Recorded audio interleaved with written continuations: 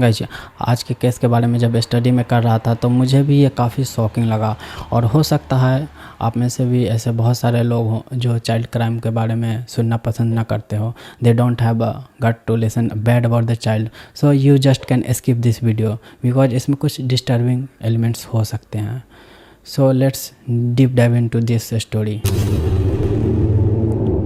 Guys, when we talk about the small kids, what things come in our mind? They are just glue of that family. They are like a covalent bond. वो परिवार को बांध के रखता है। Like they are the happiness of the family. But उनके साथ सब खेलते हैं, enjoy करते हैं काफ़ी। लेकिन क्या हो अगर मैं बोलूँ उसको कोई मार दे? So what kind of punishment should be given to that culprit? उसको क्या सज़ा मिलनी चाहिए ऐसा? Today's case is all about the Amarjeet साडा। वो 3 कत्ल करने के बाद हमारी सोसाइटी में ऐसे ही घूम रहा है और ये बात पुलिस को भी पता थी और सबको। He was one of the youngest serial killer of India. Amarjeet साडा, जिसका जन्म 1998 में बिहार के बेगूसराय डिस्ट्रिक्ट के मुसहरी विलेज में हुआ था। From the poor family. 2006 के टाइम आसपास में बिहार में गरीबी बहुत थी, तो उस टाइम में लगभग ऑलमोस्ट का ऐसे ही कंडीशन रहती थी। बिहार वाले रिलेट कर लेंगे इस चीज़ से। सो उसका भी फैमिली कुछ ऐसा ही था।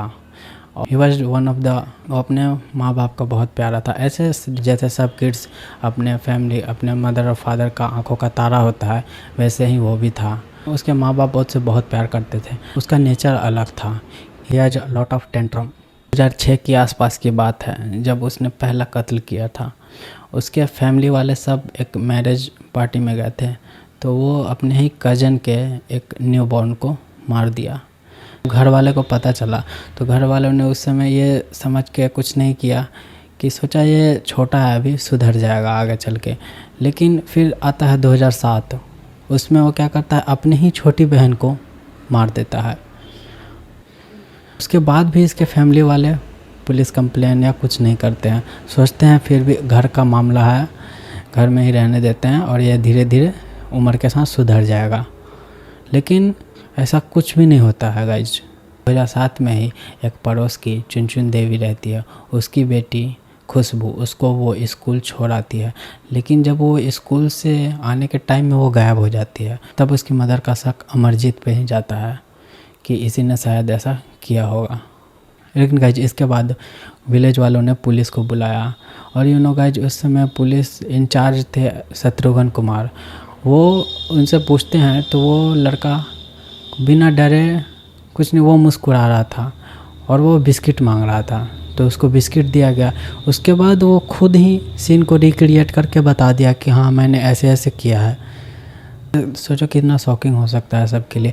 पुलिस ऑफिसर लोग भी बहुत शॉकिंग में थे कि मतलब ये इतना छोटा चाइल्ड इतना बड़ा क्राइम कैसे कर सकता है।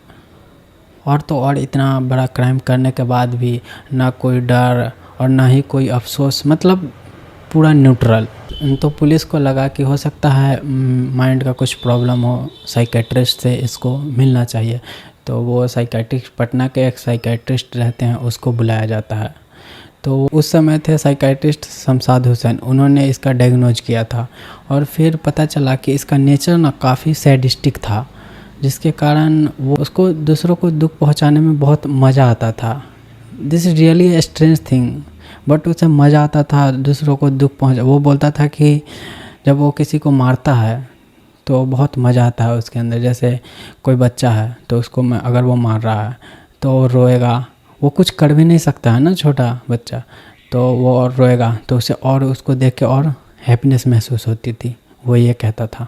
साइकेट्रिस्ट कहते हैं कि हो सकता है केमिकल इम्बैलेंस की वजह से हो गया होगा, उसको राइट और रॉन्ग के बीच का डिफरेंस समझ ही नहीं आ रहा है। और गाइज जब ये केस कोर्ट तक पहुंची तो ये तो चाइल्ड था, तो 18 साल से कम, तो इसको लाइफ इम्प्रिजमेंट या डेथ पेनल्टी तो मिल नहीं सकती थी। तो 2010 में इसका टर्म पूरा हुआ और वहाँ से वो निकल गया और उसके बाद वो अभी नॉर्मल लाइफ जी रहा है। और फिर उसके बाद सरकार ने उसको नई आइडेंटिटी दी, जैसे उसका नाम अमरजीत से समरजीत हो गया और वो नॉर्मल ज़िंदगी जी रहा है अभी। बट गाइज क्या आपको लगता है ऐसे एंटिटीज़ को सोसाइटी में छोड़ना चाहिए? क्या हमारे लॉ में कुछ चेंजेस की ज़रूरत नहीं है क्या? जैसे मीन्स वो जुवेनाइल था तो छोड़ दिया, अभी वो सोसाइटी में क्या है, क्या कर रहा है, मीन्स वो चेंज हुआ नहीं हुआ, क्या हुआ, हो सकता है अभी भी क्राइम कर रहा हो, क्या हो मुझे नहीं पता। मैं ऐसे ही स्पेकुलेट कर रहा हूँ, मुझे नहीं पता कि वो अभी कैसा है, क्या कर रहा है, और इसके बारे में कोई न्यूज़ भी नहीं है अभी। गाइस इस केस ने पूरे इंडिया को झटका दिया था, पॉलिटिशियन, साइकाइट्रिस्ट एंड सब, पूरे सोसाइटी, पूरे बिहार और पूरे वर्ल्ड में इसको यंगेस्ट सीरियल किलर का नाम दिया गया। मतलब सोचने में भी rare of the rarest case हो सकता है ये। गाइस आपको क्या लगता है कि जुवेनाइल कोर्ट है लेकिन उसमें कुछ स्पेशल प्रोविज़न की ज़रूरत है या नहीं? क्या पता ऐसे अमरजीत जैसा और भी हो हमारे सोसाइटी में जो बहुत ही घातक हो, और ऐसे बहुत सारे केस हमारे सोसाइटी में देखने को मिलता है जिसको जुवेनाइल कोर्ट के अंतर्गत उसको माफ़ कर दिया जाता है। लेकिन कुछ कुछ ऐसे क्राइम्स होते हैं वो कहने को तो जुवेनाइल होते हैं लेकिन उसके अंदर इतनी पोटेंशियल होती है, they are capable of doing such kind of things. So आपको क्या लगता है, आप कमेंट में ज़रूर बताना, और मिलते हैं नेक्स्ट वीडियो में ऐसे ही क्राइम केसेस के साथ।